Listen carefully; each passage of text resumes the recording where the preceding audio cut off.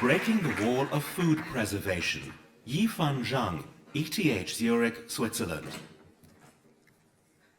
So, I believe I would not be the only one that ever gets sick because the food I ate is contaminated. I got vomiting, diarrhea, or sometimes both, and the situation can get much worse. People could suffer from meningitis, abortion, or even death. So there is no doubt that the food industry have to preserve our food in a way to ensure the safety. But on the other hand, people get disappointed by those heavily processed foods. For example, the processed green bean that we can see on the left. Nowadays, consumers are craving more and more for minimal processed, fresh-look products, which means that we have to find a milder preservation method. And the biggest enemy for that is bacterial spore. They are widely distributed, they can cause serious diseases, even death, and they're extremely resistant.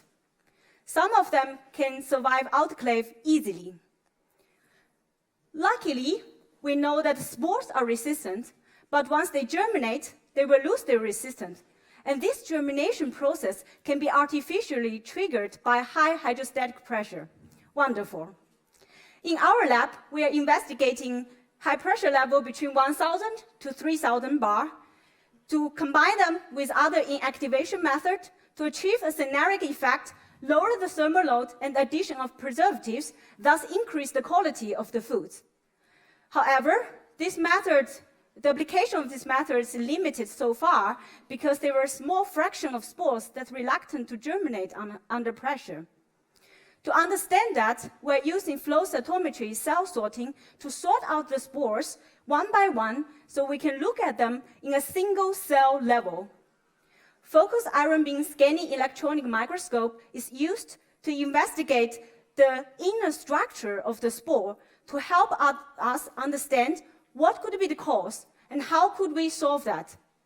By achieving that, we could construct a milder preservation method, contribute to the delivery of safe, healthy, and high-quality foods, thus breaking the wall of food preservation. Thank you.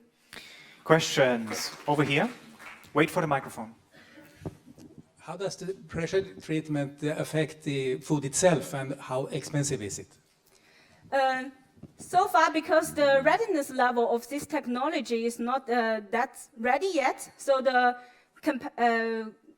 it's still expensive, but on the food itself, because it's pressure the food that homogeneously, so they do not have the over-processed outside and the under-processed inside, like thermal treatment. So it can retain the quality and the nutrition level, like vitamins. Thank you very much. Thank you. Thank you.